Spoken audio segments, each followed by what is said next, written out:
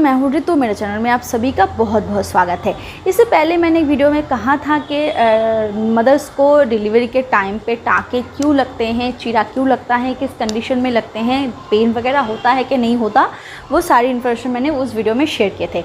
इस वीडियो में मैं बताने वाली हूँ कि अगर नॉर्मल डिलीवरी में आपको टाँके लगते हैं तो उसकी देखभाल आप कैसे कर सकते हो।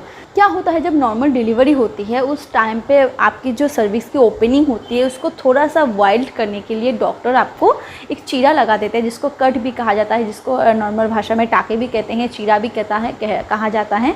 और उसको करना ज़रूरी भी होता है, स्पेशली जिनकी फर्स्ट डिलीवरी होती है, ताकि बच्चे को कोई भी डिस्कम्फर्ट ना हो, ऑक्सीजन सप्लाई में कोई प्रॉब्लम ना हो, मदर को भी कोई प्रॉब्लम ना हो, तो उस कंडीशन में चीरा लगवाया जाता है। पर उस डिलीवरी के बाद उस टाँकों की अच्छे से देखभाल करना बहुत ज़रूरी होता है, नहीं तो आपकी जो टाँकों की हीलिंग होती है, जो स्टिचेस की हीलिंग होते हैं, वो बहुत मतलब स्लो प्रोसेस में होती है। कभी कभार इन्फेक्शन तक हो सकता है, जिसमें आपको बहुत डिस्कम्फर्ट होती है। सबसे पहले आपको क्या करना है, जब भी आप नहाने जाओ और जब भी आप वॉश के लिए जाओ, क्लीनिंग के लिए जाओ, तो हमेशा एक वार्म मतलब पानी में डिप करके एक टॉवल को आप संग लेके जाओ और आप वॉश करने के बाद, अच्छे से साफ़ सफाई के बाद, उस टॉवल से वेजाइना एरिया में अच्छे से इसको कॉम्प्रेस करो, ताकि उस हॉट कॉम्प्रेशन से आपके वेजाइना एरिया में ब्लड सर्कुलेशन, ब्लड फ्लो बहुत फास्ट हो और उससे आपकी स्टिचेस की हीलिंग बहुत ही फास्ट हो जाएगी। ये हमको पहला करना है। दूसरी चीज़ आपको क्या करनी है, दूसरी चीज़ आपको करनी है, अपने घर में पेन किलर ज़रूर रख लें, क्योंकि डॉक्टर आपको पेन किलर प्रिस्क्राइब कर देंगे।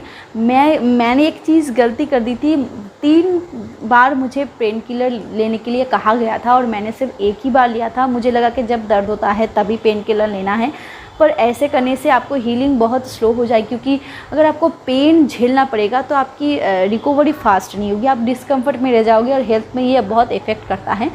तो आपको जो पेन किलर होते हैं वो डॉक्टर के प्रिस्क्रिप्शन के हिसाब से ही लेनी है। ये हो गया दूसरा।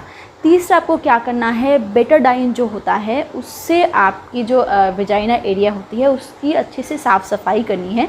जब भी आप वॉश के लिए जाओ तो बेटाडाइन को भी अपने साथ लेके जाओ। होता है जब भी आपकी जो टाँकें होती हैं या जो स्टिचेस होते हैं उसकी जब हीलिंग प्रोसेस फास्ट हो जाती है, जो हील होने लगता है, तो इचिंग बहुत ज़्यादा आपको अपने वेजाइना एरिया में महसूस होगी।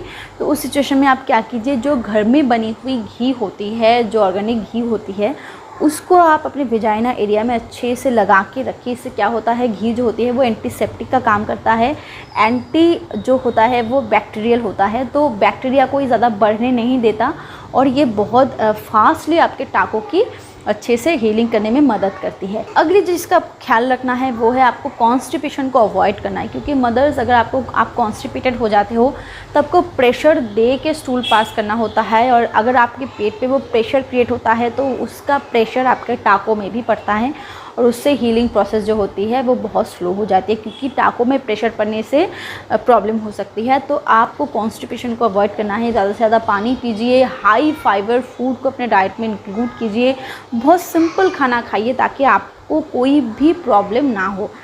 अगली जो चीज़ आपको करनी है वो है आपको कोल्ड एंड कफ, मतलब यानी कि सर्दी खांसी से भी आपको दूर रहना है। ऐसा कोई भी काम मत कीजिए जिससे आपको सर्दी खांसी हो, क्योंकि अगर सर्दी खांसी आपको इस फेस पे हो जाती है ना, तो खांसते वक्त आपके पेट में प्रेशर पड़ता है और प्रेशर जाके डायरेक्ट हिट करता है आपके स्टिचेस में, तो आपको सर्दी खांसी को भी इस टाइम पे अवॉइड करना है। अब मैं आपको कुछ इन्फॉर्मेशन दे देती हूँ कि किस सिचुएशन में आपको अपने डॉक्टर से ज़रूर बात करनी चाहिए। फर्स्ट, अगर आपको एक्सट्रीम फेस पे फीवर हो इस टाइम पे, क्योंकि हो सकता है कि आपको कोई भी इंटरनल इन्फेक्शन हो चुका है और जो आपके बॉडी में फैल चुका है और जिसके कारण आपको फीवर हो रहा है, तो फीवर में भी आपको अपने डॉक्टर से ज़रूर बात करनी चाहिए।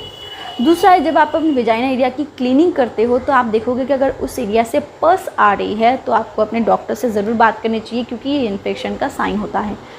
थर्ड, अगर आपको एक थोड़ा सा पेन होता है, क्योंकि कर्व्स लगे होते हैं, स्टिचेस लगा हुआ है, तो पेन तो होगा, पर अगर सीवियर पेन हो, बहुत ज़्यादा आपको पेन महसूस हो, तो आप अपने डॉक्टर से ज़रूर बात कीजिए।